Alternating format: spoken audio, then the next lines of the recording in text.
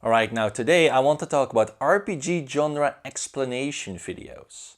Now what kind of videos are those? Well, those are the ones where someone goes, RPG genre is confusing. I'm going to solve it. I'm gonna do research and I'm gonna figure out what RPGs actually are. Cause like there's all these different games, they're all called RPGs, and it doesn't make any sense. So I'm gonna solve it. I'm gonna solve it. And then they don't. And then like weeks later, like some other guy's like, oh well, I'm gonna solve it. And then like more weeks go by, and another guy's like, I'm gonna solve it. And they never do. They never solve the problem. Now I of course have also made an RPG genre explanation video, and well, I hope no one will have to make another one. But of course people do, because not everyone has seen my brilliant video, and even then like the quality wasn't that great. Like I'm not gonna say like the editing was great. It was a very rough video, but I do think that I at least like will try changing stuff, like try changing how we look at these games, because really they never truly change what RPGs are, those other videos. And I'm going to explain you how. Because really when I do research, right, for these videos, is I go and look at other people's videos. So just to check if someone else hasn't already solved it, right? Because in that case, I could just point to their video. Because like, I'm not going to waste my time making videos someone else made. Because that's why not why I do this. Like I'm actually very glad that like other people covered like loot boxes and NFTs, and like it did even better than I could have had, because then I don't have to make those videos. So it's really great when that happens, because I just want the information out there. I don't care about it that I'm the one who has to do it. I just want the problem solved. So the idea there is that there are a lot of like these videos out there, right? And some of them are just made by people, and other ones are made by people who are like, they're like trying to do game design videos, right? They're like trying to rise above the average gamer opinion. And they never really quite do it, right? Like, they always like kind of, the problem, the issue with them is they're just not as far as me, right? I'm like sucking my own cock here, but like they haven't really figured out that RPGs, or no, that video games have multiple genres. They don't really haven't really figured out what the MDA framework does. Like it's all like, it all kind of falls back on like regurgitating information. And so one example of that is you got this one game design YouTuber called Game Maker's Toolkit, right? Now he makes pretty good videos, but it falls kind of back, where really what these people do a lot is just explain stuff. Creating any kind of like new like theory, no. Like a kind of like untangling problems, like why did this problem even originate, like how can we actually solve it? Not really. It all kind of comes down to, I'm just gonna re-explain like what has already been established by other people. So for example, like there's this game genre called immersive sims. Now, I didn't know what those were at first, but after doing like 30 minutes of research, like I now gotta make like an hour-long video, like telling you why they're stupid, and why like their origin is dumb, and why they're pointless, and just why I just like misunderstood what they're, like it's a huge mess. But then Game Maker's Toolkit has a video on immersive sims, and really it's one of those things where I'm just gonna use this as like an example of like how his reasoning is flawed, because he just tries to explain what they are, but his logic doesn't make any sense. But he's still saying it as if it like makes sense. And so like it's that regurgitating of information, because I actually even used one of his videos as a source on my RPG video. Well, sort of. I didn't use him. I used his sources, right? Because he's got this video called it's in his series called like Design Design Heroes or something, like what was it called? Like just these people who are like important designers. And the video itself is called How RPGs Invaded Japan. Now, right there's like a huge problem, right? Because RPGs, they don't really invade Japan.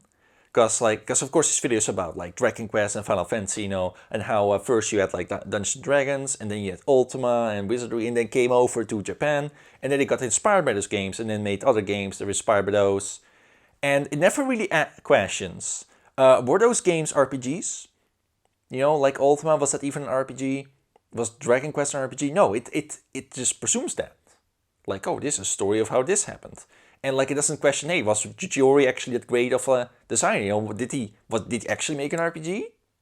It never questions that. So then you wonder, what's the point of video? Right? Because am I supposed to learn something from this? Am I supposed to like improve my game design this somehow? Because like, no, like it's just history. And it's like, okay, should I learn from this history? How should I change my game design from this or something, right? How should we change how we look at genres? No, it's just like, hey, these guys were pretty good game designers, right?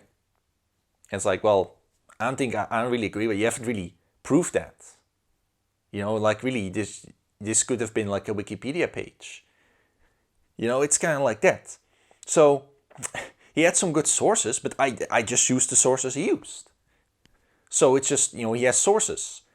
So he didn't really make anything new. It's re-explaining what was already like the status quo kind of, right? That's the problem. So I originally want this to be like a webcam video where I would look through like a bunch of like, I'd watch like a bunch of RPG explanation videos and I kind of comment on them, you know, pause them. But like the last time I did that, that didn't really work out very well. And also I really want to talk about one specific one in particular. Because this one really just, it really disappointed me. It really frustrated me. Because when I first saw the title, I thought, this one gets it. That's what I thought.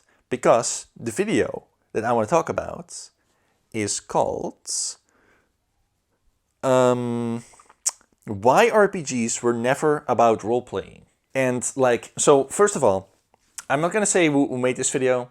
Because like, you know, like first I don't remember. But also I don't want to like, you know, like just don't go harass this guy, you know, like I'm going to show like I was pretty frustrated but with this video, but like this guy's like a dime a dozen, you know, like don't go like on this video and like you know, I left like kind of a frustrated comment on it, you know, but like I'm just letting out my frustration here, right? So don't go say like this guy sucks, this guy's an idiot, no, because you're not any better, are you? You didn't figure this out. I had to figure this out. Yeah. If you would watch that video, you would be like, oh, this makes sense. No, so don't do that. Okay, so this is just, we're using this guy as an example. Anyway, when I see this title, I'm like, oh, okay, this one gets it. This one's going to talk about how these games, all these games that are called RPGs, aren't actually RPGs. They're not actually about role-playing. I got that wrong. See, because if you really look at the title, it says, why RPGs were never about role-playing. Never. Never. So even, there are no RPGs that are about role-playing. Even Dungeons and Dragons isn't about role-playing, according to this guy. And it's like, what? And like, he even goes into the definition. Like, he actually starts his video, like, he actually starts like, yeah, you know, it may seem logical that RPGs should be about role-playing, but if you look at all these games that are RPGs, that's not actually the truth, right? And I'm like, yeah, it is, right? That doesn't make sense. So what's the solution to this? Is it because all these games are not actually RPGs? No, the opposite. RPGs just aren't about role-playing. Because all these games are called RPGs, but they're not about role-playing. So then the RPG genre cannot be about role-playing then. There's no problem with the games. It's a problem with the genre. See? Because then he tries to change the definition of what RPGs are so that all these games can be considered RPGs. And that's the video. And it's like this is the same video that all these other people have made. It was like, it's actually really, really frustrating. Because like, he's hitting the right points and then literally doing the wrong thing. It's like if you're doing a Pokemon battle and like,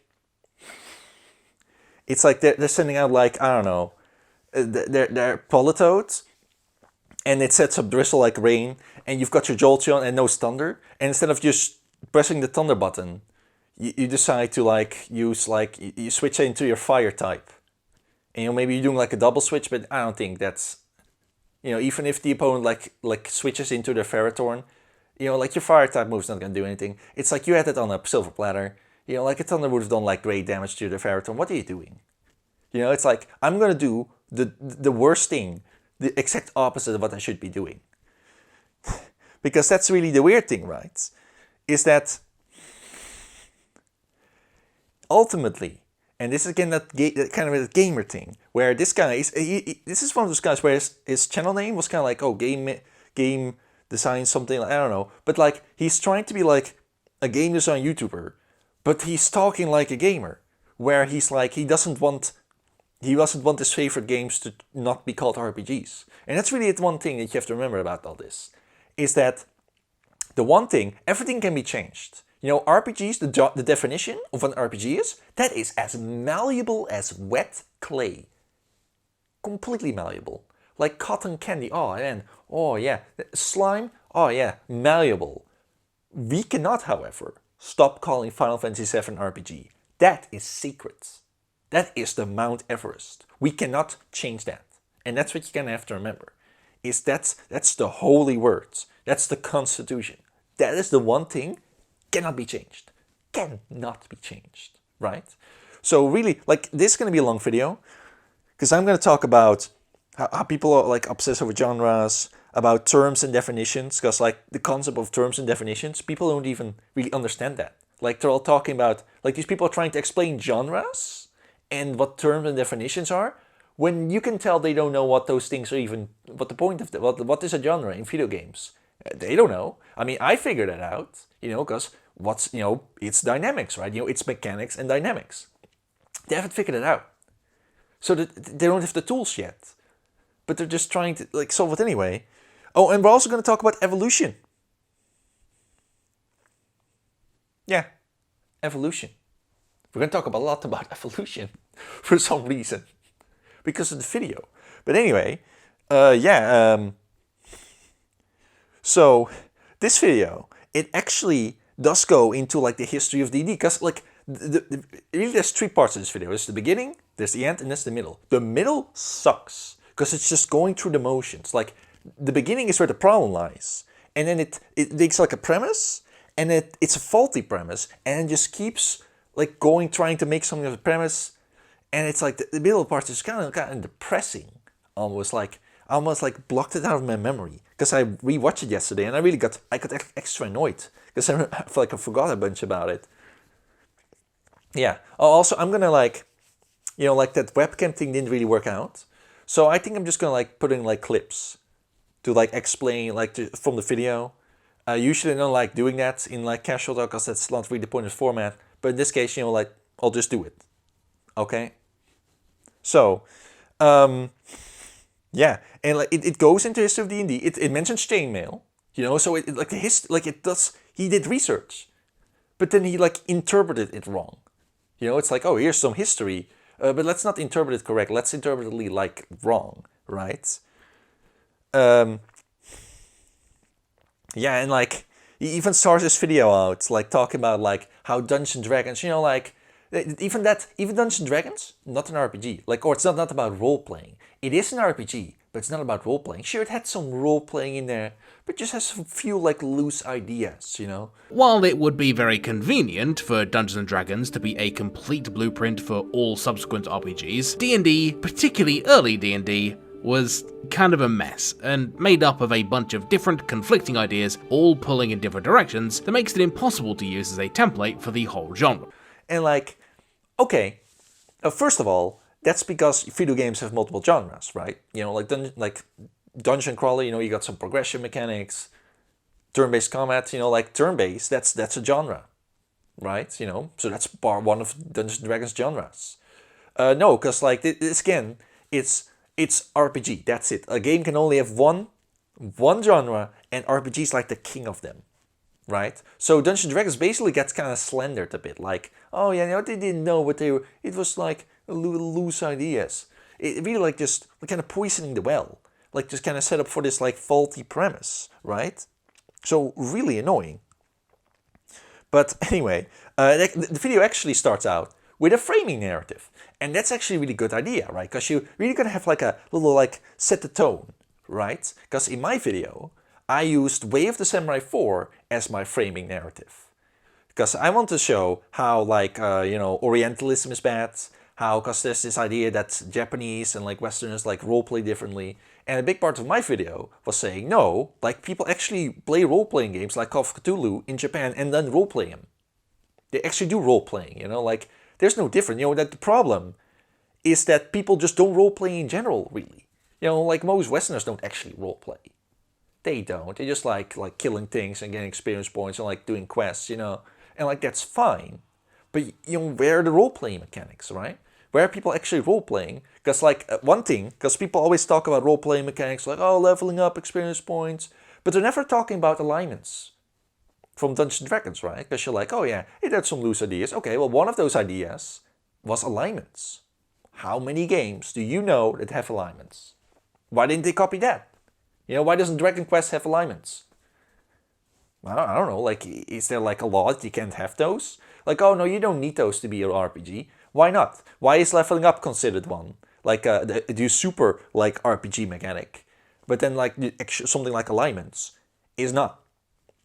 Right? Is that like, is that a logical thing? Or is just like, they just didn't give a shit. And so now, because no game copied it, it's like, we don't care about it. Right? Because, like, really the only games that have alignments are Dungeons & Dragons licensed games, like Baldur's Gate and Planescape Torment. The only game that I can think of that isn't Dungeons & Dragons licensed is Disco Elysium, which of course had like a moralist, liberal, fascist, and communist, right? And you could say like, oh, moralist, that's like true neutral, and a fascist like lawful evil or something, right? So that it's possible. You can just put that in. You can just put it in. There's nothing stopping you. But and that could be a reason why your game's an RPG. But they just don't care, right? So it's. But anyway, because my video was like, oh look, we have a Samurai 4. It's an RPG. There's choices. There's factions. Like the game like gives you a rating on how much you role-played like a samurai. Role-playing mechanic. There you go. So there's another example in a game that's as Japanese as they get. Super duper ultra mega Japanese. Samurais, like it's all voice acted in Japanese. It's about their culture, about their history. So like just suck on that, But like, is Final Fantasy an RPG? No, I don't see any fucking factions that you can join there. I don't see them giving you a rating on how much you roleplay like Cloud or whatever. People don't consider that. So, but his narrative, because actually his video doesn't even use terms like Western RPG and Japanese RPG, because he just kind of hopes to like unite them. Which, if that sounds like a bad idea, it is, right? Because like, obviously there's differences between them. Even though both aren't really much about role-playing, there's still differences. So whatever definition you come up with is going to be very, like just nothing burger, right? But his narrative is about evolution. Yeah, evolution. And so he tells the story, and this is like, at first I was like, I'll get this going, and then like 15 seconds later, I know exactly where this is going, and it's wrong. It's so wrong. Like, this guy does not understand really evolution. Like, it's actually really bad. But it would take someone. It does sound correct, because that's the thing, right? It all sounds very scientific, like it makes sense. But if you actually understand it, it just falls apart instantly. It's again one of those things where I'm like ahead of these guys, and so instantly I'm like, oh, this is wrong because this reason. But they don't really see that. Their viewers don't really see that, because what the story he tells is of the Galapagos Islands, where Charles Darwin, he went there, and he was like, oh, because there was like this bird, and this bird is called the finch. But I don't really like that name, so I'm going to call it the big tit, because that's easy to remember. The big tit. So the big tit, like millions of years ago, flew to the Galapagos Islands, right? You have all these little islands, and this bird started to like procreate, and it just kind of stayed there, but then it evolved, right? And it evolved into like all these different kinds of big tit species. So there was one that like had a big beak to like crack nuts. You know, we can call that one the nut tit, the big nut tit. Or and you had one that could like use like a stick to like get worms out of a tree, you know, could use tools. One of them was like vegetarian but ate like leaves. Another one like if it ran out of food, it would start drinking blood from birds, from bigger birds, like vampiric tits, right? So you had all these little birds. And what he says is, so these all evolved from the original big tit. And the premise, what he asks, and remember this about video games, which one of these, and I need to, let's see what it says here. Which one of these is the inheritor of the true genetic legacy of the big tit? The question I want to ask, though, is that of all these different birds that Darwin discovered, all descended from the same source, which one is the real Galapagos finch? Which one of these birds is the true inheritor to the genetic legacy of the island's original visitors? And which ones are just imitators? And easily you're like, that doesn't make any sense. Genetic legacy? What the hell are you talking about? But I knew what he was going here. I knew where he was going.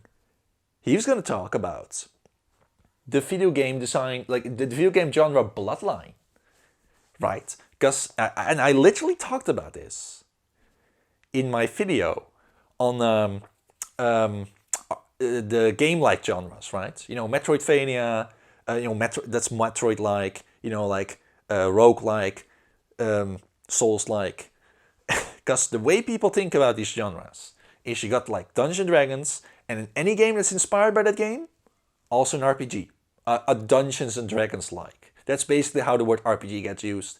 Dungeons and Dragons-like. You know, got Dark Souls. Any game inspired by Dark Souls, Souls-like. Any game inspired by those games must then also be Souls-like. Right? And it just goes down and down through all these generations. Problem with all that. Dungeons and Dragons inspired so many games. And then those games inspired other games. So literally basically every game ever made is an RPG then. A Dungeons and Dragons like. Because even like this guy even went into, he even said that apparently, and I didn't know this, but Dark Souls like had a predecessor called Kingsfield, which was also made by From Software for PlayStation 1, right? You know, so like they had some, they had some trial and error, with trying to figure out the Dark Souls formula, right? But Kingsfield was inspired by Ultima, as many games were, of course, Dragon Quest, Legend of Zelda, right? So again, like super confusing. And Ultima was, of course, inspired by Dungeons and Dragons. So you've got Dungeons & Dragons, which is an RPG. Well, it is, but and so Ultima is also an RPG because it inherited that through evolution. Even though video games don't have sex, they don't actually procreate like that. People just take inspiration. So the DNA, it's not like there's this. So and it can be anything, like this isn't like a thing where it's like, oh, I took most of my DNA from my parents, but maybe some of my DNA is like you can see it, but it's like it's still there, sort of. No. Like, with video, apparently, it just inherits that. But then any game that is inspired by Ultima is then, like, also an RPG, but then it's also an Ultima-like, right? So, because then you get down to Dark Souls, which is Dark Souls a Souls-like? I mean, Demon Souls even came before that. What about Kingsfield? Is it also a Kingsfield-like, and an Ultima-like, and a D&D-like, and a Chainmail-like? Right? So it just goes down. And at some point, you just really have to wonder, like, what the hell is this even talking about?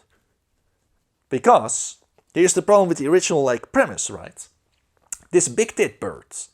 Is this big tit? Is this Dungeons and Dragons, the video game? Or does it represent the RPG genre? Because, like, okay. Because let's say all these species are games, right? Because that's the idea. Because you got Dungeons and Dragons, and then Rogue, Wizardry, Ultima, and Colossal Cave Adventure. Those were like the first like generation of inspired games, right? But then you also got like Vampire the Masquerade, Call of Cthulhu. So how does that work? Let's just keep it at that. Okay. So species, different species, but they inherit the genre. What part of the big turd is the genre?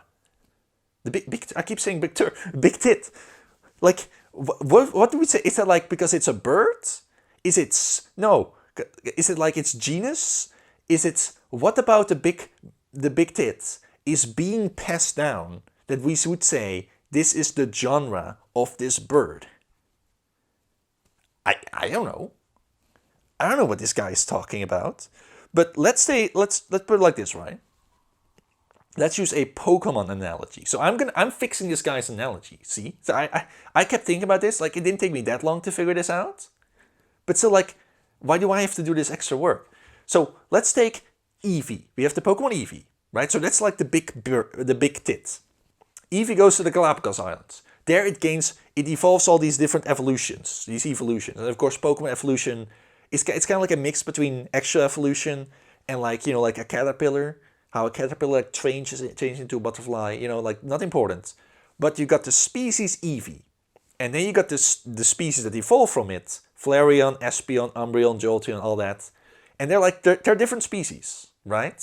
So what would you say their genre is? Well, let's just say that their typing is their genre. So let's say we were asked the question, which one of the evolutions is the true inheritor of its genetic legacy or whatever? Well, in that case, we'd say all of them, but also none of them, because yes, they all evolved from Eevee, but they're not Eevees anymore. That's the whole point of evolution. That's the point of being a different species, because otherwise it's the same species, but they're also not the same type, right? So we can just point at the type. And let's say there was an evolution that was a normal type. Okay, that's fine. But like, then we can just point that it's a normal type. But like, and that's pretty simple, Like, okay, that's the John. So the normal type, the Eevee that's a normal type is the inheritor of the normal type. Okay, then the answer is the inheritor of the RPG genre. So who cares what it evolved from? What matters is what it is now, right? So which one of these games, Rogue, Wizardry, Ultima, is the inheritor of the RPG genre? That doesn't matter compared to Dungeons & Dragons. Which one of them is an RPG? You can just ask that on its own, right? Because, like, it doesn't matter what you evolved from or who your parents are. That doesn't define you. Just look at the individual. Like, if you give me a game, I don't need to know what it was inspired by. I can make a guess, sure, but I just look at its genre as it is, right? My dad, he may have been like a painter, but it doesn't mean I'm going to be a painter. I'm going to be an astronaut. Just look at me. Why are you looking at my parents when you can look at me? Or here's another way to frame it. Am I a fish? Because like humans, it all started like as little like single cellular organisms, and then they evolved into like fish, and then it turned into like reptiles, and then into mammals, and it just like this entire like just generation upon generations, right? It doesn't matter that those were fish, my ancestors. I'm not a fish anymore. Nothing in my DNA, because when two creatures like have sex, right? The child has DNA of both, but a part of it mutates. And that mutated part is completely new.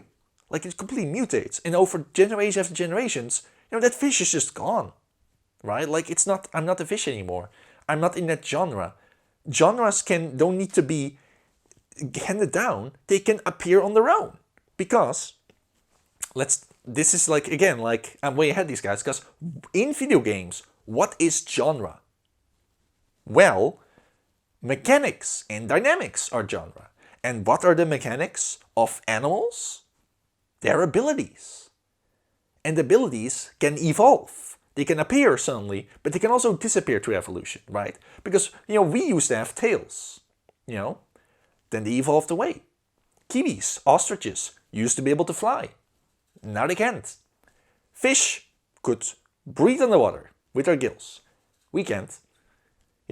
So really in genre you could say like you got like marine animals, like fish can breathe underwater and swim underwater. Dolphins can't exactly breathe underwater, they have to go up to the surface, but they still swim underwater, so that could be like a genre. Like, it's kind of like, you got the platformer with a jump mechanic and the platformer with like a grappling hook mechanic, like Bionic Commando or something. Okay, but it all comes down to the same thing. Same thing with flight. Some animals fly by feathery wings. Others fly through like little insects, through little, glassy wings. Some of them, like bats, they fly with like skin between their stuff, you know, like some glides, you know, like, and that stuff can evolve and it can also disappear, right? So let's say that role-playing is like flying, right? So you got Dungeons & Dragons, and Dungeons & Dragons can fly, okay? Ultima lost that ability through evolution. The creators, you know, they were busy like doing like dungeon crawling, you know, like, so they were like, oh, let's just drop the role-playing because we don't have time for that. It's, you know, it's, the technology isn't quite there. Okay, but then Ultima 2, Ultima 3, Ultima 4, that's when they introduced role-playing again. It re-evolved this ability. So we just look at the game. We don't care about the parents. We look at the game. Did the creators put in the effort to put in role-playing mechanics? That's all you need to know. Did they put in that? Just identify what the role-playing mechanic is. And then look at the game and see what is the mechanic. Look at the Pokemon and ask, is this Pokemon weak to fighting and immune to ghost and doesn't resist nothing else? Well, then I think it may be a normal type. And, you know, you got abilities and stuff that can change stuff. You know, like, just because a Pokemon is weak and immune to ground, you know, that doesn't mean it's a flying type. But okay, you know, like, we can figure that stuff out. You know, it's like, oh, this, you know, you don't go saying, Vaporeon, that's a normal type because it inherited its normal typing from Eevee. Yeah, but it's not weak to fighting. It resists, it's weak to electric and grass. But then some assholes like, well, this is a different kind of normal type that is weak to electric and grass. Complete bullshit. Completely confusing, but that's basically what happened with RPGs. Where every game is just an RPG, but no, this RPG just doesn't have any role-playing in it. This RPG is action-based. This RPG is turn-based. It's a turn-based. Well, why don't you just call it a turn-based game? I don't see any role-playing. Why are we attaching RPG to it at all? Well, it's a different kind of RPG. No, we don't need to do any of that. So, here we got Dragon Quest, right? Dragon Quest evolved. You know, it evolved from Ultima. Ultima did not have any role-playing mechanics. So, Dragon Quest, okay, it doesn't have any role-playing. You know, but then don't call it an RPG. Like, let's throw Dragon Quest off a cliff. Does it fly? No. It's like, you know, it goes, and it leaves a fucking coyote, like Wile E. Coyote style hole in the ground. And then some guy was like, oh, it's a flying type. It's like, no, it's not. You know, that wasn't flying. That was crashing without grace. Buzz Lightyear did a better job at that. And then, you know, like, okay, you know, like technology again. Okay, well, Dragon Quest 2 through 11. Did any of them evolve the ability to fly? Nope. Did they put in the effort? You know, because I think that the creators of Dragon Quest might not give a shit about role-playing. Why are they not putting in the effort? You know, but this thing about, like, even Final Fantasy, you know, where the director, you know, Final Fantasy 16 was like, well, we do think we're making RPGs. And all their fans just ate it right up. You know, they didn't need to give a definition. Like, oh, you think you're making RPG? Give me a definition. What mechanics do you think you put in your game that makes it an RPG? But they didn't give that because they don't need to. Because they're talking to gamers, and all these fans, they just hear what they want to hear. You know, because they're like, oh, this is proof that they're oppressed, they're bullying, they're being bullied. It's like, oh, we think we're making an RPG. Well, I'm a mean Westerner. I'm from the West, and I think I'm better than you. I hate people like you, and so I'm not gonna say your game is an RPG. Oh, I'm being mean. Fucking throw your game off a fucking cliff and watch it fucking crash to the ground. You know, like, you know, because, like, you know the Pokemon Bacon? Bacon put in freaking effort. Bacon wanted to fly. Eventually he evolved into the flying type. He put in effort, you know, although it's funny because, like, Bacon has, like, a really hard head, you know, that's like the rocket ability. And in the Pokedex it says, like, oh yeah, it developed this head, you know, because it kept jumping off cliffs. So it's like evolution's like, hey, evolution, can I have wings? Sorry, best I can do is hard head. Hey, if I had wings, I wouldn't crash on the ground anymore and break my skull open. Well, if you had a hard head, you also wouldn't break your skull open. But, you know, they put in the effort. But then we're supposed to think that, like, you know, like Haxorus is a flying type. You know, like, even though it didn't put in the effort, you know, actually didn't jump off a cliff 10 million times to try and become a flying type. But we're just supposed to, like just, oh, well, they said so. Okay, well, I'm gonna fucking earthquake your Haxorus to shit. Oh, but it's a flying type. It's immune to that. Then why is it dead? Why is it dead then, huh? Asshole. Oh, it's a normal type. Well, I just shadowballed your Vaporeon to the... I just shadowballed your Espeon to the freaking Netherworld. You're wrong. You're just wrong, you know? But yeah, this is just kind of how it goes on, right? And like really, again, it's like it's just like, even like the evolution, he didn't understand what evolution was. Because it's like, a lot of people don't even really understand this, right? You know, again, this is like, where maybe you need to know something about the thing you're talking about, right? Because like, there's even people like, who think that we have like a reptile brain, you know, where people like, evolutionary psychologists. Oh yeah, you know, back in the caveman days, you know, the men, they went out hunting, so we are the alpha males. And you know, like that one that evolved out. Two, that was never even true in the first place, right? But even like other animals, like, oh yeah, the praying mantis, like the female bites the male's head off during reproduction to get all the cum outs. Man, this is, I think this may be applied to humans as well. It's like, shut up. So like talking about our reptile brain, which first of all, why is it not a fish brain, right? But also, evolution doesn't just attach brain parts to your brain, right? It's not like, well, we have the reptile and then it evolves and no, we're attaching human bits. No, it mutates. That brain just morphs into something completely different. Well, not completely different, but like it morphs. It's different now. So now it's just a human brain. It's not a reptile brain anymore. It's our brain because we're humans. You know, like if it's a reptile brain, then we're reptiles. That's not the point of, again, that's not the point of a new species. You know, then it's just, then a Vaporeon is just an Eevee still. But now it looks different. Like, no, it's a new species. So that's immediately super annoying. Because like, not even that, like, hard to figure this out. But then it goes into the middle of the video.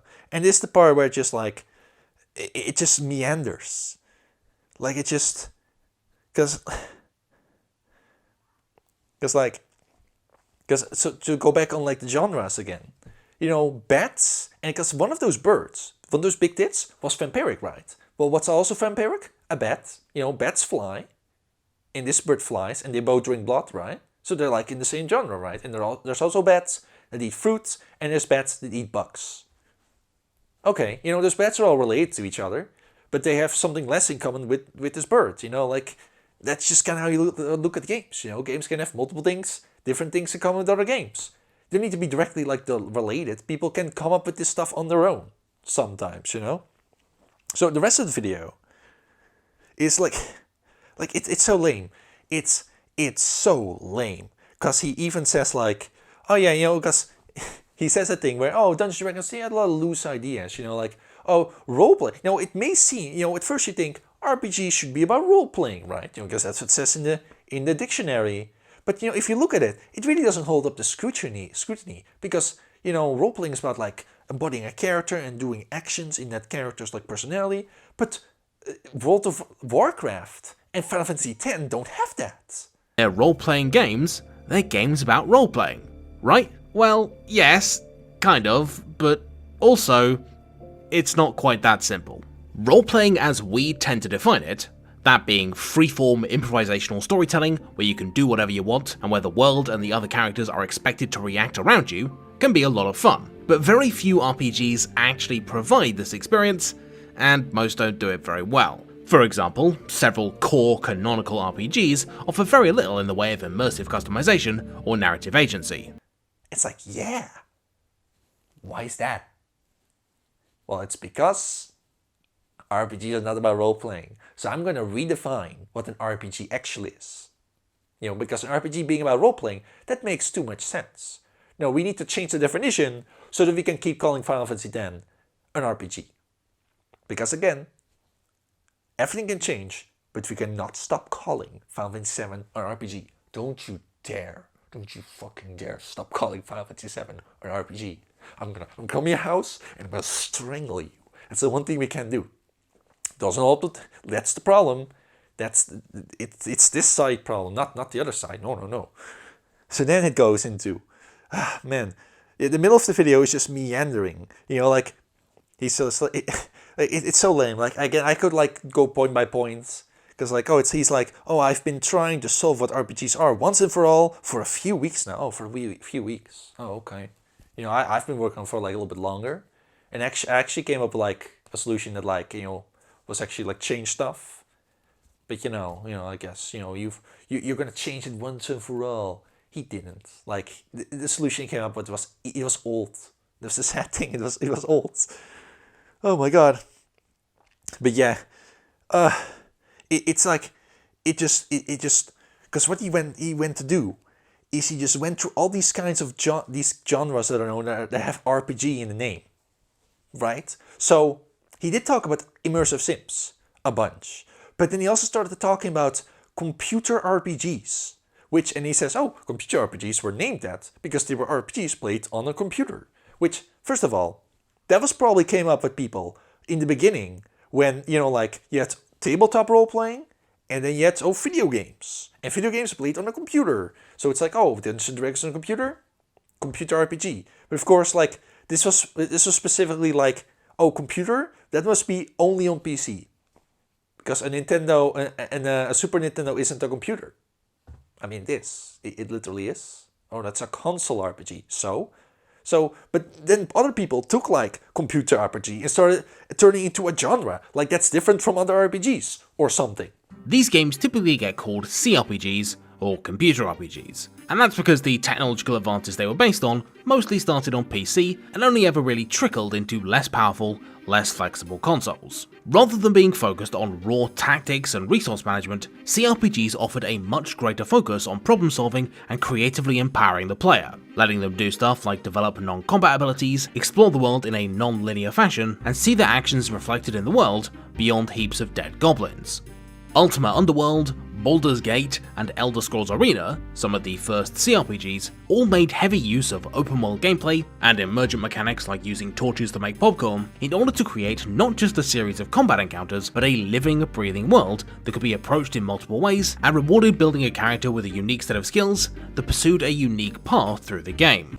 So, Ultima Underworld, which was the game that inspired all those immersive sims, like Deus Ex and Thief, but also inspired the Elder Scrolls. And within the immersive sim like fan base, it's like, Skyrim is not an immersive sim, even though by their logic it is. But like that's another story. It's like a bunch of gatekeeping really.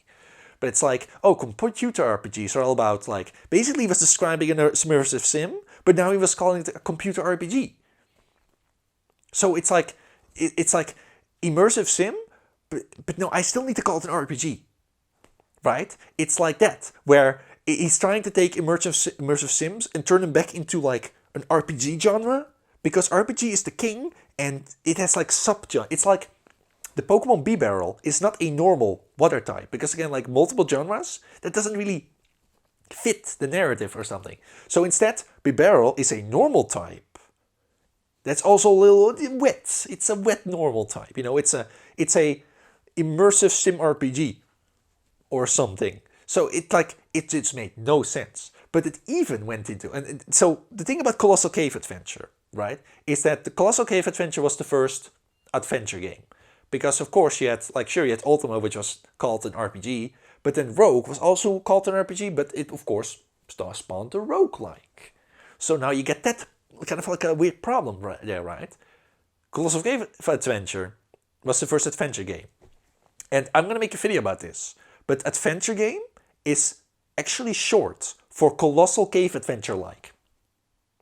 Yeah, seriously. So Secret of Monkey Island, Colossal Cave Adventure-like. It's like Colossal Cave Adventure in the same way that games like Slay the Spire are like Rogue. So it's another game-like genre. Seriously. But then this guy, and this is again like completely insane, where he started referring to Colossal Cave Adventure as a narrative RPG.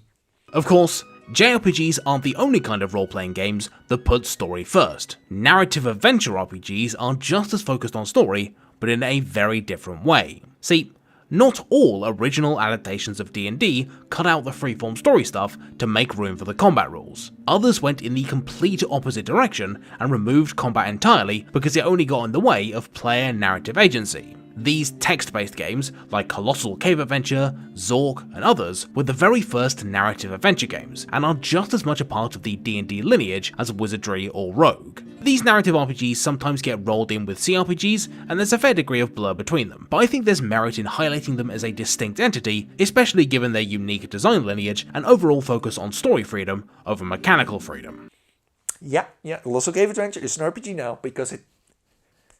And then he was like, oh yeah, Disco Elysium is also a narrative RPG. And like, okay, Disco Elysium is an RPG, right? And it has a narrative. Narrative RPG is not a genre, honey. Like, again, like having a narrative isn't like part of the genre. It's something that all games can have a narrative. It's one of the aesthetics of play, right? Narrative. You have a story. Okay, it doesn't necessarily have to tie into the game mechanics. You know, although anytime you have role-playing, you're probably going to have like a story of some kind. But then it's also like, yeah, some games took out the combat system because that just got in the way. Which is also weird to say, because Disco Elysium, you know, it's not like I'm going to say, oh, I'm going to make an RPG, and then a combat system just materializes. It just materializes, and now I have to like surgically remove it, like, xenomorph later, a combat system into this guy's, and we need to rip him over and rip out the alien. There, you got in the way. No, like, they just didn't make one in the first place.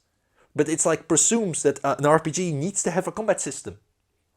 This is like, so a narrative RPG is an RPG that doesn't have a combat system. Colossal Cave Adventure doesn't have a combat system, but it's still an RPG because you know, like it's like B-Barrel, where it's like, oh yeah, some games, I don't know, it's so it's just rambling. He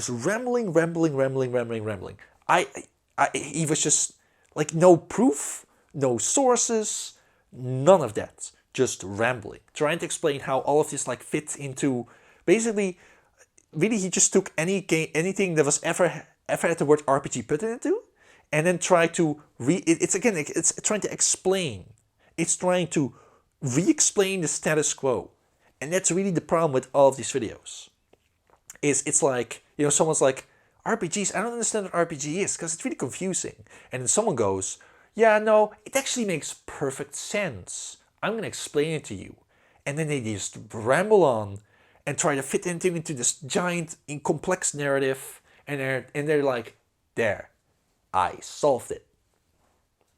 No, you didn't. Because like next week, someone's going to be like, I don't understand it. Because like it doesn't make any sense. You know, like, because just the premise of having like the word RPG mean games that are about role-playing. And then like that's as easy as you can get. You know, as easy. What's an RPG? Game about role-playing. Okay, these games that are called RPGs shouldn't be called RPGs because they're not about role-playing. That is as easy as you can get. So easy, so simple, so straightforward. They're just wrong. Occam's razor. These people are just full of shit.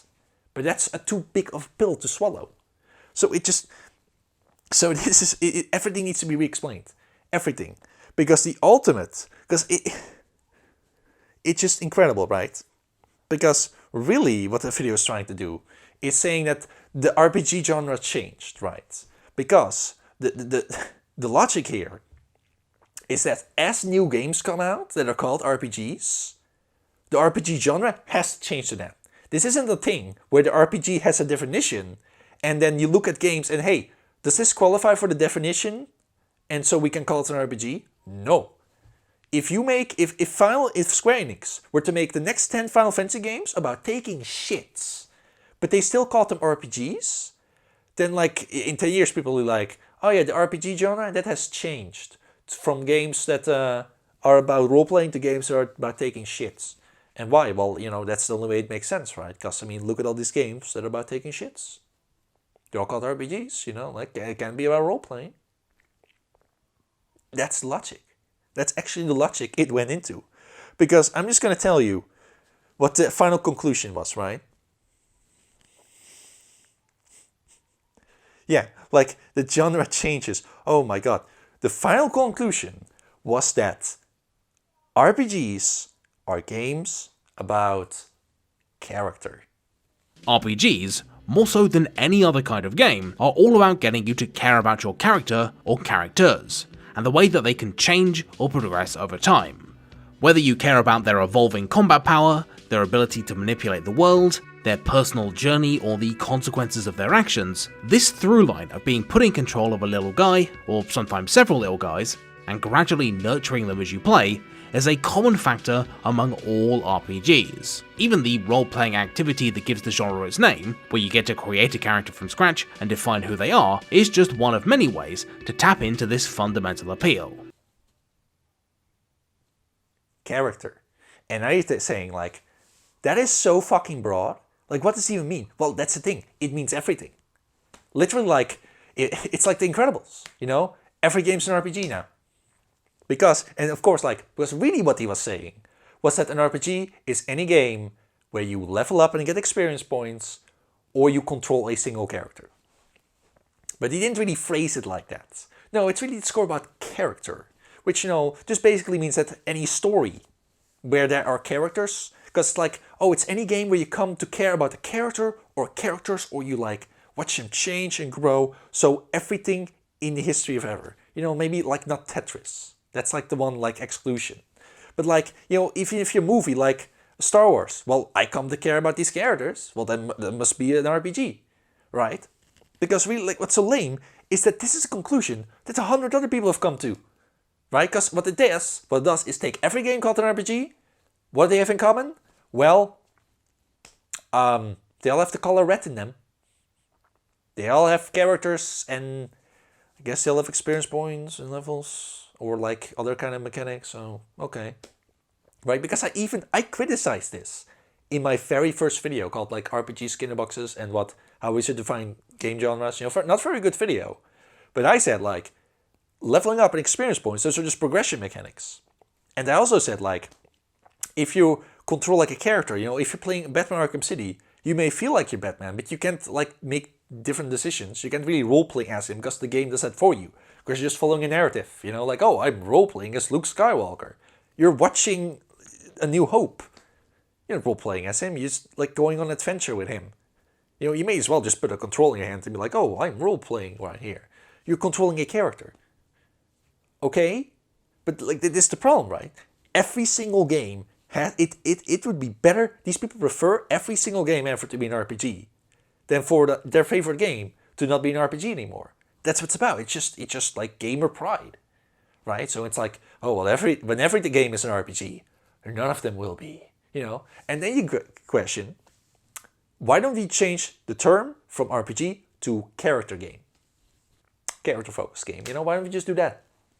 Well, we can't, because then Final Fantasy VII isn't an RPG anymore. Right? So the definition and the term, the definition is as malleable as can be. The term and the fact that Final Fantasy VII is an RPG is called that, non-negotiable. Non-negotiable.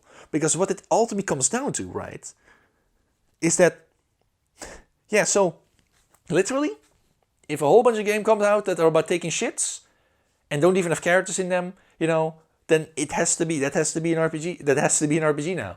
A game where you take shits. Because it has to encompass all that. It has to encompass it. The definition can change a million times. And like, so then at one point, like, because then when the first one, Final Fantasy 17 comes out, and it's just about taking shits. And Square Enix like, this is our new RPG. Is no one going to say, that's an RPG. You're just taking shits. It is. And then 9 games later, then suddenly everyone's like, oh, I see. It must have changed. Because Square Enix willed it. They just forced it in there. Force it in. Just brute force. And that's really what happened, right? You know, all these games, they just said, we're RPGs. We're not going to do anything to try and earn that title. We're going to brute force it. And you know, people just gave in. Just gave in, whatever. And really, like this guy, it goes as far as saying that even The Sims, he's like, oh yeah, even The Sims is on their way to become an RPG. And beyond single titles, life sim games like Harvest Moon, Crusader Kings, and The Sims, which is a pretty eclectic mix to say the least, are well on their way to forming an entirely unique branch of RPGs in of themselves that I will then have to add to my little graph. And by that point, I'll have to change. I'll have to find a way to fit that into. Like right there, super like just super show, like lifts the curtain, right? Like by that time he has to find a way to fit that in. What are you talking about? Why are you trying to fit it in? Because you're just putting a square peg into a round hole. That's what he's doing. And what do you mean it's on their way? You know, because Sims, it's about characters, right? Okay, well then why doesn't it count right now? Because imagine if you were to look at slots, right? And be like, oh, these slots are on their way to develop winged flights. What evidence is there? You can tell that. Oh, ostriches are about to develop winged flight because look at their feathers and their wings. You don't know that. You can't say they have winged flight until they do. That's not how that works. It's like, oh yeah, this animal's about to evolve. Press B to cancel the evolution. No, you don't know that. You don't know that Eevee is going to evolve into a Jolteon or a Vaporeon or a Flareon until it happens. Until it has happened. Because even then you can press B. You don't know that. But now he's saying, oh yeah, The Sims is about to be an RPG. Why didn't you call it an RPG right now? Because you can't rationalize it right now? Completely insane. Completely illogical. No logic at all. Just rambling on. It just went on and on and on. And like the irony about all this, right, is that, you know, what he's saying, right, is like, oh, it's about character, it's about growing and about, caring about a bunch of characters. Okay, now the thing about what I call anime skin boxes, right, is that's kind of, I'm being kind of mean. And people say that, like, oh, that's, calling it skin box is derogatory. And I say, yes, but that's on purpose. Because what I could do is I could look at a game like Final Fantasy X and say, that's just a turn-based game with some dungeon crawling, progression mechanics, The problem, though, is that, first of all, people don't care. Final Fantasy fans admit themselves, even in this video, this guy admits that, yeah, the turn-based combat, because first you had like these turn-based Final Fantasies, but then Final Fantasy 15 is next game, and it's because people don't really come for the combat system, they come for the characters. So they come for the anime. He literally says that. In the modern day, JRPGs have branched out maybe the most of all RPG varieties, but still retain a much more firm directorial hand than many other RPGs. This unconventional focus is why JRPGs can abandon their mechanical foundation and still retain the same feel. It doesn't matter if a JRPG turns into an action game or a life sim, their biggest design traditions are more structural than they are mechanical, with narrative progression picking up the slack that would ordinarily be left to more organic means of player advancement. He straight up says that, right? So, yeah, the combat system doesn't matter. They come for the anime, and they come for the leveling up. So really what this guy is saying, it's about leveling up and getting experience points. Okay, that's like a skin in a box. And it's like, oh, it's about following a story with a character. Oh, you mean like, how anime is about, like stories? How those are anime. So I'm not, they're calling it that themselves. They're calling it animes mechanically. Descriptively, they're calling it an anime skin in a box. But the title they give it is RPG. Because again, they've changed the definition of RPG from a game about role-playing to a game about leveling up and watching anime cutscenes and anime skin box. It's because of Final Fantasy VII that I really came up with that. Because people just admit, the combat sucks, but I'm just, we're just watching watching cool animations and watching numbers go up, and then we get to watch the cool anime cutscenes. They admit that. That's what they like about it. They admit it. They just don't want to call it that. It's about the name. It's like, it's just propaganda, right? It's like, that's just what it is. It's about appearances. It's about appearances. The truth doesn't matter. It's about our feelings about. We want to feel like, it's an art. Like, because we don't want to say that Square Enix is a bunch of liars. We don't want to say that, But if you say that Final Fantasy 16 is an RPG, well, then you're being like, you're being biased. We're not biased, though. We're after the truth. Which is why we put a shit ton of effort into, like, making sure nothing ever changes. Even though everyone's confused constantly, all the time. It's politician talk. It's, oh, change. Okay, well, you're not changing anything. Everything's kind of like, getting, shitty. It's like, and then there's the wonder why they don't get reelected. Like, hey, Obama. Hey, I'm getting all political now. Oh, look, Obama. If you were such a good president, why didn't they vote Republican after you, huh? Yeah. If you were so good. Well, because, I guess he didn't fix anything. He wasn't that good. Maybe he should have actually, it's like people are like, we want omelets. And it's like, oh, I don't know. That requires me breaking some eggs. And I've got this Final Fantasy VII egg. Because that's what it is, right? It's like, we want omelets, but we don't want to break the eggs. Because I really like this egg. This egg must never be broken. Never. Never. This is my favorite egg. So I'm just going to starve. We want to have it both ways. But so, let me just move on now. Imagine if we were to change Vaporeon into a normal type, right? At some point, once everything is a normal type, what are we going to say? Right? That, normal types are weak to normal and resist normal. Because let's say we were to change the definition of normal type from weak to fighting and immune to ghost to weak to grass and electric and resist fire, water, ice, and steel. Right? And then we go, okay, what is Eevee then? Is Eevee still normal type? Because that's, it's weak to fighting. That's different. And then they're like, oh no, that's what normal types used to be. Okay, but what if a new normal type comes out? A new Pokemon that's weak to fighting and immune to ghost. What genre do we give that? Because that's the issue here, right? What if I make a game that is literally about role-playing and nothing else? Doesn't have characters, doesn't have leveling up. It's about the role-playing, an idea. I'm an idea, I'm the Joker, we live in a society. It's about role. What do I call it then? Because I would call it an RPG. It's a game about role-playing. But no, these people have changed the term, they've changed the definition to a game about characters. Okay, well now we can't define what a game about role-playing is anymore. Completely just, no, they don't give a shit. They don't give a shit. Eevee can go fuck itself, right? We don't care about Eevee. We care about Vaporeon. That's our favorite Pokemon. And Vaporeon must be a normal type. It must be. We don't care how often it gets fucking like Thunder to Oblivion. We're gonna keep insisting it's a normal type. Just because, well, that's what the creators called it. And so we just have to, it's true, it's like this populism, right? It's a complete insanity. And really, it really goes back to how, because the problem here is, they're just talking like gamers, right? Because the problem with science and with definition and all that, is these people don't really care about genres. They don't. Those are just tools, right? Terms, definitions, those are all just tools to reach their goals, right? And this is the problem with science. Because the thing about, some people just aren't scientifically inclined, right? They just aren't. You've met people, you've seen people on the internet, right?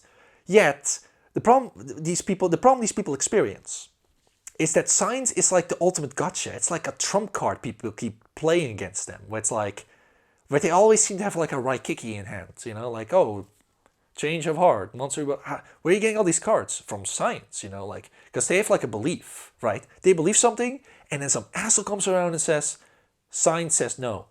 And they don't know, what? What? So then they I want to use science as my trump card. So let's say flat earthers, right? They go and do experiments. They go do scientific stuff. They're oh, we're gonna set up a camera and we're gonna drive a car right as a plane starts going trying to lift off, and then we're gonna see that they're all the same. They're going at the same speed. And the explanation for that is this is because planes possibly can't fly that fast. They're flying as fast as cars. This is proof. And so, because a plane takes an hour to get to the other side of the planet, where a car would usually take 50 hours, that must mean that the planet's actually smaller and that planes are actually going, because if you look at a flight map, they're going in a circle. And shouldn't they go into a straight line? No. Oh, hang on a second. There you go. It's no, because it's a curvature of the Earth, because on the map it's flat, but the real Earth is curvature. But so they start doing these experiments that are not very scientific. Thus they're not reproducible, right? Because there's distance between the plane and the car, all this stuff. And really the thing about science, it has to be reproducible, right? But these people just don't. They just want to have their little trump card. So when you got corporations basically paying researchers to give them like fake data and stuff, you know, just so they can have a source, like a completely flawed source that wasn't peer reviewed or anything, that they can just use to as the point. Oh, look, scientific research paper. Well, that means I'm correct, right? Because really, what I don't think a lot of people even realize is science. Really, science to a lot of people who aren't scientifically inclined is just magic, right? Because you see like some shows where it's like, oh, in the future we don't worship gods, we worship science, and they'll say stuff like, "Science, damn it," or "Science, be with us." You know, it's like it's really like something you see in American cartoons like South Park, right? But like, scientists don't worship science, because science is just the research of reality. So if something's real, then you know it has to. That's what they research, and so scientists always have to always be ready to change their opinions, right? Because the science says this. So if I were to like put these two chemicals together, the same thing happens every time. And if something different happens, well then maybe a third element was accidentally added or something, right? Like there has to be something different about it. Because if you do the same thing, then it happens. So that must be a rule of the universe then. This must be reality, right? So if you say gabagook and you point at the guy's house and a lightning bolt hits it, then you say, oh, I'm a wizard, I can do magic. This is real, this actually happened, I have the power to call lightning. Well, then the scientist is like, can you do it again? And then if they can't, well, then it must have been a coincidence, right? And it's actually really funny is that, you know, magic, you know, to a lot of people, science is like magic, you know, it's just like, it can just magically do stuff, you know, but it like takes a lot of effort, right? Because it like, there's all these very specific things you need to do to have something like that happen. And first you need to figure out how to do it, and every time you do it, you have to do it the same way. And so in Dungeons and Dragons, you know, if magic was real, it'd be a science. Wizards in Dungeons and Dragons are scientists, because there's actually very specific rules which what components they need and what they need to say, and they need to prepare everything. You know, they need to put it in their spell book, and they need to experiment, because every wizard does it like slightly different, so they need to prepare all that. And every time they cast a spell, it's always the same. Always the same. You know, even like clerics, you know, clerics don't really believe in their gods, because their gods are real. You can go to another dimension, go to Mount Olympus and meet Zeus, and you can kick his ass, he can kick your ass. If you're an atheist in Dungeons and Dragons, you're just wrong. It's like, you believe in Zeus? Idiots, I'm an atheist. And Zeus comes down and he jams a thunderbolt up your ass. So really, because in these like fantasy worlds, praying to a god is more like he's getting support. The more people pray to a god, the more powerful they are. So you're praying to a god because they have the same alignment as you. You believe in their cause. You know, it's like you're a supporter and they give you magic in return. Something like that. So it's like, hey Zeus, I really want to do cure light wounds. It's like, okay, I want to call lightning. Okay, here you go. But just be sure that you do because you still need components. You need to have like your holy symbol that like fits your deity, because otherwise like, you didn't bring your cross. Fuck you. So it's actually very scientific. This is where I get to let's see, terms and definitions, right? Because these people don't actually care about genres. Otherwise, they would have figured out what genres are, what genres in the video game context mean. They don't care about that. They just care about their favorite game being a certain genre and the creators not being liars. That's what they care about, really. Because when people say, I love RPGs, do they really mean they like role-playing? No, they don't mean that. They just like the game that happened to be called an RPG. And then a Final Fantasy VII fan might be, I know an RPG, right? And so you should play this game. But then that game is different. You know, it's Final Fantasy VII. It's different from Skyrim. And then people play it and like, I don't like this. Because I like Skyrim. I don't like this. And it's like, oh, well, that's because you're prejudiced. It's like, no, it's literally a different game. Like, this person doesn't know about genres either. They don't know what an RPG is. They don't even really like role-playing, probably. But it's just, that's the point. It's about getting someone, it's about being, it's like a team. You know, it's like RPGs is God, and everyone has to pray to him. And if you stop praying to him, if you say, you know, not everything, you know, there's all these other religions. You know, the real role-playing God is actually, he has like no supporters. He's dying. We need to help him. You know, this other God is the God of anime skinner boxes. Is the God of skinner boxes. He's getting all the praise. You know, it's like he's getting you all to like press buttons in like in a cage and like get red companions. This has nothing to do with role playing. He's pretending to get more, so in order to get more supporters than he deserves. Right? That's basically it. But then you say that, and it's like, because the people who really like the God of Skinner boxes, they get mad. Now they get mad. Because, you know, really you're just screwing up their plan, see? Now I'm not saying like all these people are doing this actively. You know, it's sort of like in the back of their mind. You know, it's like subconscious. But it's basically what's happening. Because the same thing with terms and definitions. Because do people even realize what their point is? Because the way it works, you got a term, you got a definition. Right? The definition and the term together become a concept. They become a concept. So we have all these concepts, and we need to figure out the concept of what a bird is. Okay, well, we need a name to call them, because first it's like, well, what do you call this thing here? Bird. Okay. And then, but what is the definition of a bird? How can we recognize one? Is that a bird? No, that's a tiger. How do we know that? Well, we need a definition. And really we start at a definition, right? Because, well, when it comes to most words, like the term doesn't really matter. But when it comes to something like a game, like, because role-playing game is made of these 3 words, right? You know, why do we call it game? Well, it's probably some Latin thing, right? That's not really important. What's important is that we know what a game is. So a game that is a role-play game should mean these things based on the term. But really we start with the definition. So we got the concept of role-playing, and it's a game about role-playing. So what is the term we should use to describe that? Well, it should fit, because the term should just fit the definition. That's all its purpose. Is so when you hear it, that you know, you can take a guess at what the definition is. Because people who create terms and definitions start the definition and then come up with a term.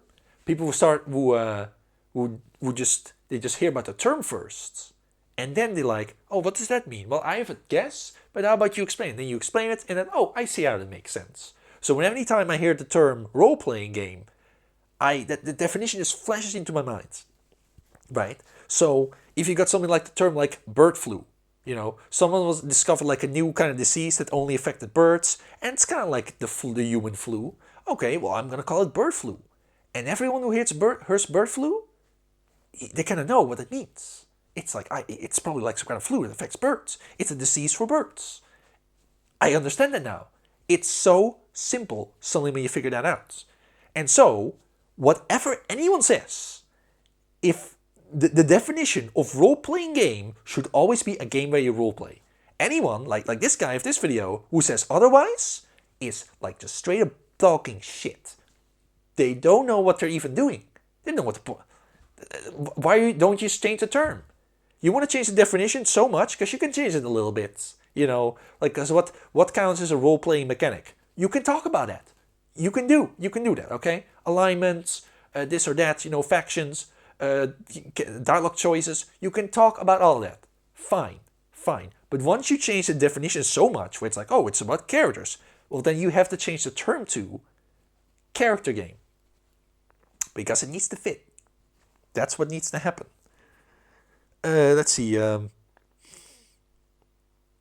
So it should just be concisely. But people don't understand that. And I've seen even people who are really smart not figure this out. So, you know, Dan Olson, like, he has a channel called Folding Ideas. He made that great NFT video, you know, like about the metaverse and all that, you know.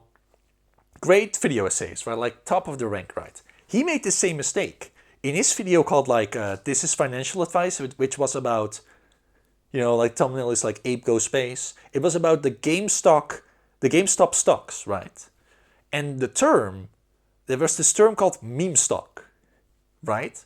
So what was happening, right, is that the GameStop was going bankrupt, and everyone bought the stock because it's funny, right? It's a joke, like, hey, let's buy this dying company stocks. And like these, and so it also was kind of meme, because these hedge funds they're being squeezed out, right?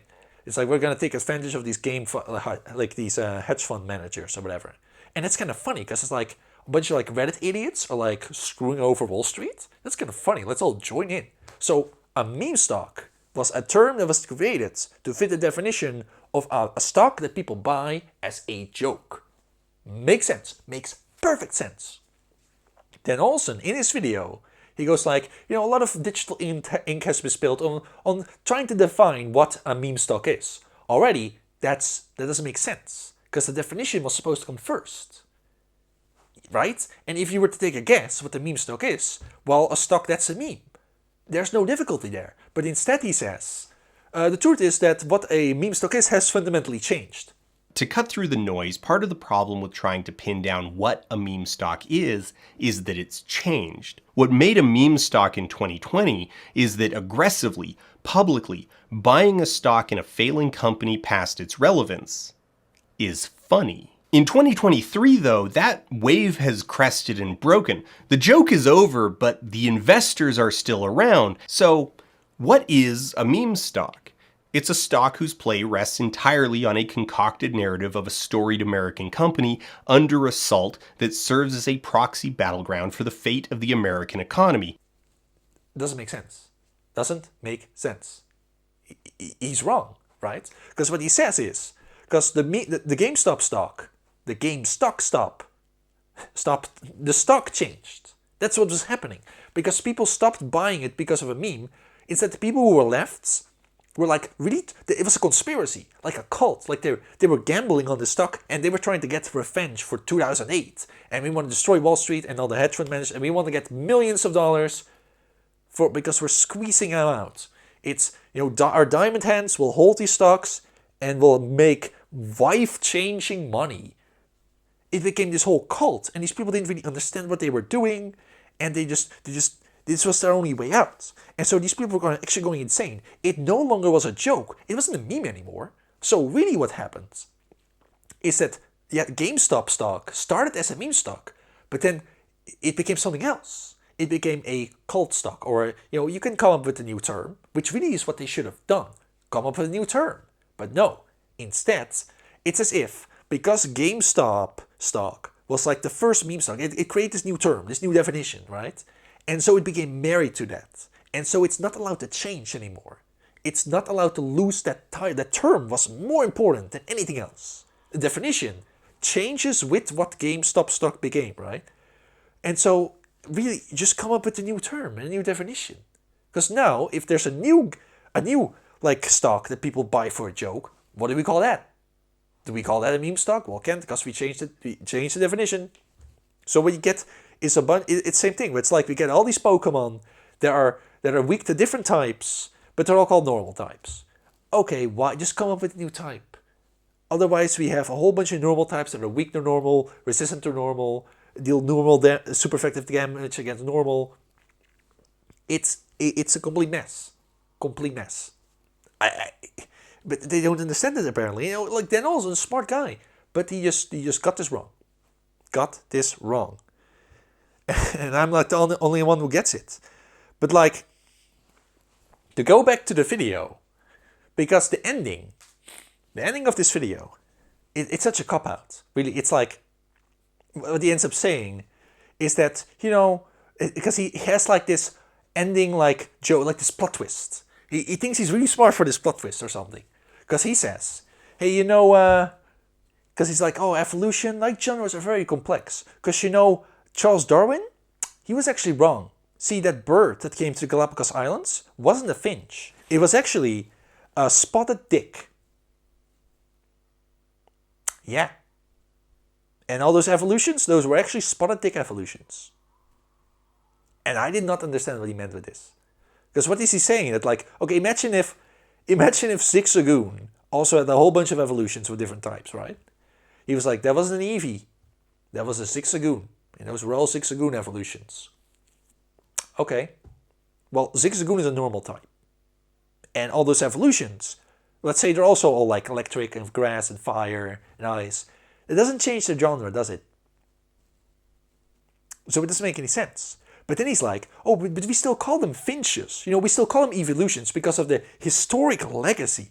And as for the name of the genre, what if I told you that the so-called Galapagos finches weren't actually finches at all? Yep, Darwin was wrong that ancient ancestor species was actually more closely related to the tanager and don't have that much in common with finches at all. But we still call them finches anyway, because a name is much more than a description, it represents a history and context that goes beyond mere definition. Just as the name role-playing game reflects an incredibly complicated cultural lineage and decades of evolution, even if it's not particularly accurate. And just straight up, like, that doesn't make any sense. He's just talking mythology here. Like, it's this mythologizing, right? So really, he's just trying to, like, sniffle his way. Because really, his conclusion doesn't make any sense. He's even like, you know, he puts like a spore footage of, like, the evolutionary tree of how a spore creature evolves. How he keeps putting, like, limbs on and different mouths. And it's like, evolution, like genre, is very complex. And it's like, no, honey, it's not complex. You just don't understand it. Merely that genre, much like genetics, is complicated and in constant motion. Not just because you can't figure it out doesn't mean it's complex. Like, sure, evolution, you know, DNA wise, is super duper complex. Like, figuring it out is like impossible. But the concepts, you know, the concept behind it are perfectly understandable. How things evolve, you know. So you just don't know what you're talking about. So here's an idea. Maybe don't make the video until you have an actual, like, concrete explanation. Because if you're like, oh, I'm going to figure this out once and for all. And then you say, yeah, you know, in the future, I'm going to have to figure out how The Sims is an RPG. And, you know, it's really complex and I don't know. And even then, like, you know, sure, Charles Darwin made some mistakes. But he was like the first guy, you know, to even do anything with evolution. You know, people made fun of him, you know, like he did a lot of wrong stuff. But, you know, benefit of hindsight, you know, like there were other scientists who would, like, peer reviewed him and disagreed with him. And then we learned more stuff because we disagreed with things that came before. You know, it's like, oh, we can disagree with the director of Final Fantasy 16. Yes, you can. And you should. You should disagree with Shigeru Miyamoto. You should disagree with Sakurai. You know, why not? You know, they're not perfect. You know, like Charles Darwin married his niece and then had inbred children who died, like, really early. You know, I guess he didn't understand what inbreeding was. Maybe it was an experiment, you know, but you have that hindsight. In fact, really funny here, but I was, like, reading, like, old, like, Nintendo Power magazines. And do you know what RPGs were back in the NES days? Back then, an RPG was any game that was top-down when you walk around the town and talk to people. That was it. Basically, like, sure, like, that's basically what the conclusion came, like, it's kind of like a guess, but it basically comes down to that. And you can kind of see that, right? Because, you know, Dragon Quest, Final Fantasy, Ultima, they were all top-down. And you went around towns, you know, they do call these games, they were called RPGs, you know, not like wondering maybe all these games are not RPGs, but they had this thing in common. So then that must be what an RPG is. Problem. Because, of course, games back then had limitations. And if you wanted to make a game where you traveled around an overworld and, like, explored, making it top-down was a really easy way to do that, you know? And so, as time went on and games got, like, technology improved, they stopped kind of doing that, right? So, yes, they all had that in common, but not because that was the genre.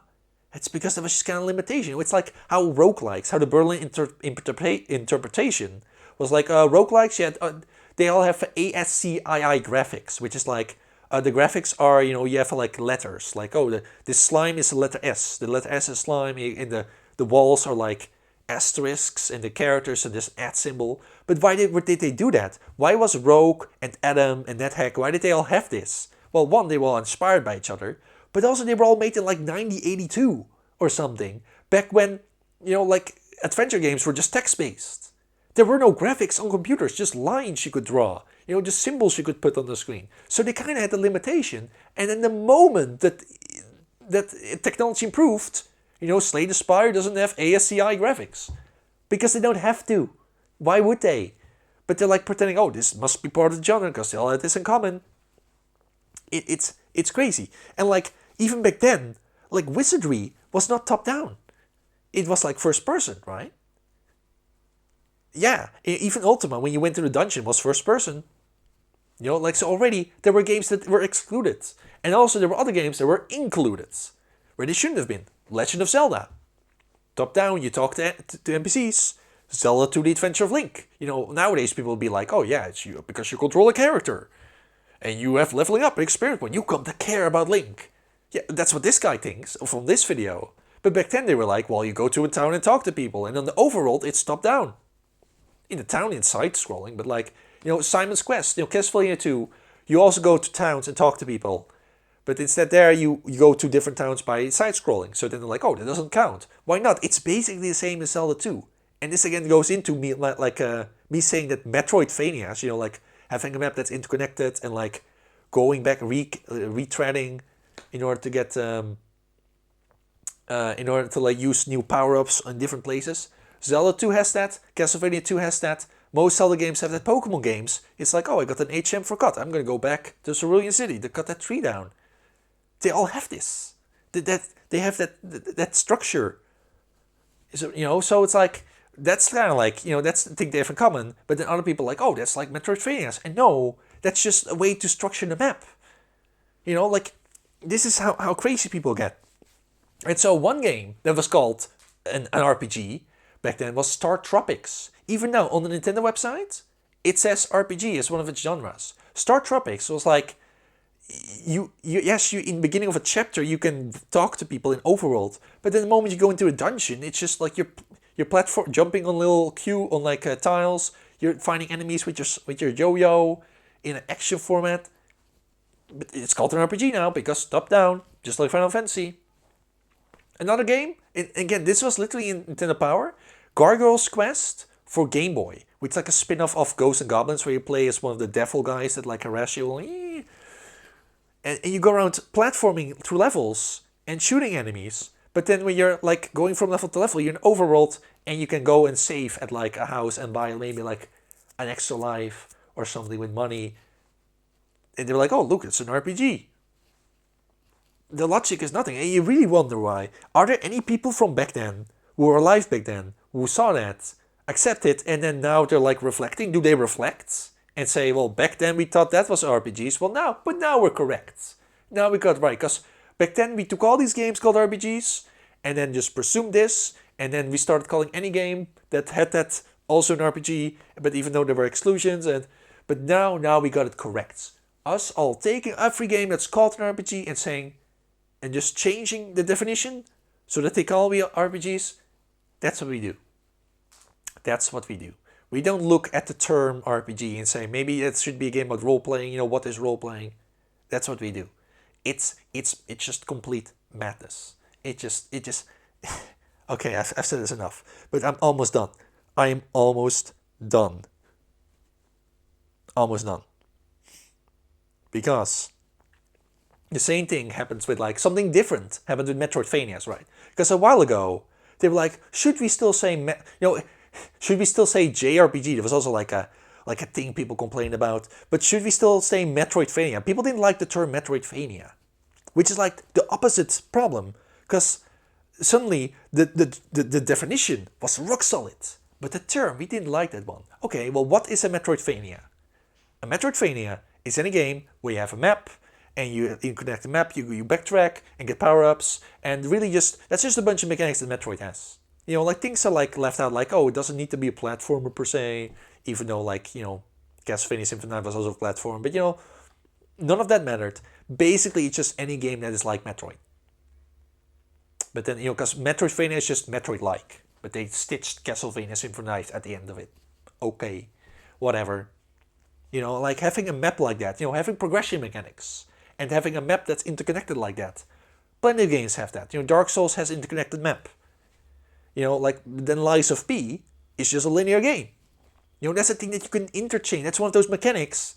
That's just a way of level design. You can change that around without changing the genre.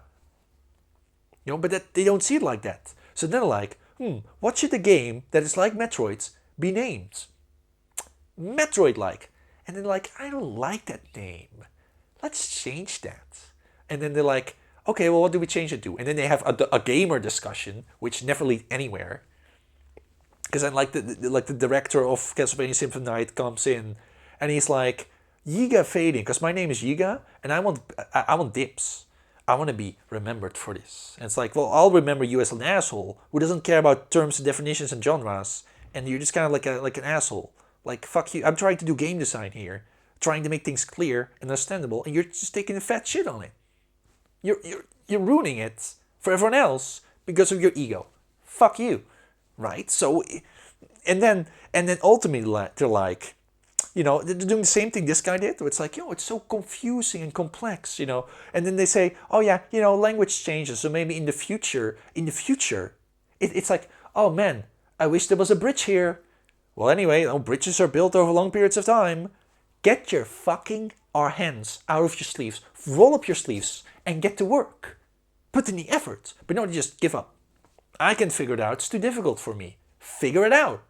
You want a new term? How about you fucking think if maybe the definition is wrong?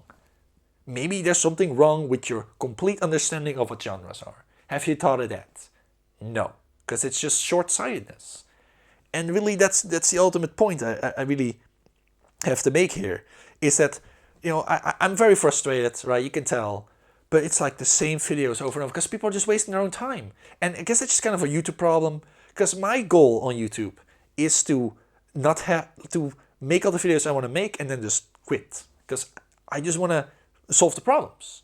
But your average YouTuber is just making content, right? You know, because this guy too, like at the end he's like, you know, like, oh man, I'm so glad I have Patreon supporters, so then I don't have to sell out by doing a Raid Shadow Legends like advertisement. It's like, you know, can I get some Patreon supporters? You know, like, you don't have to, but you know, like, this guy is just, you know, his video has better editing, it has better representation, you know, like, it sounds correct, right, what he's saying, but it's not.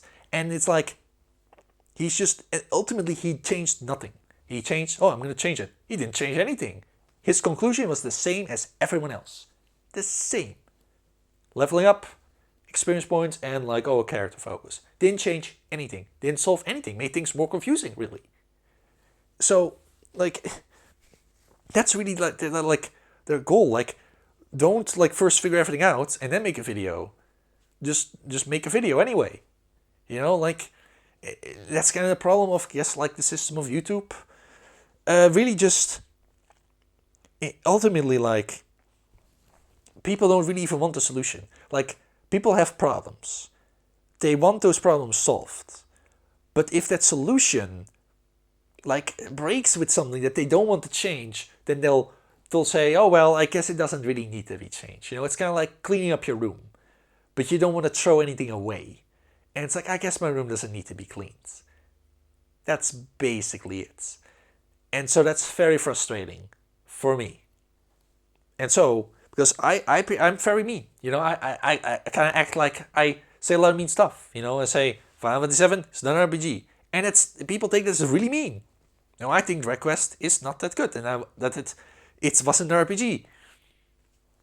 And then they take that as really, really mean, like what you mean, like Yuji Horii only made Dragon Quest because like he was told to, because they needed to outsell Korokoro magazine, and like he was working at Shonen Jump and then like advertised his own game that wasn't even finished yet in a column he wrote himself to tell people to buy it.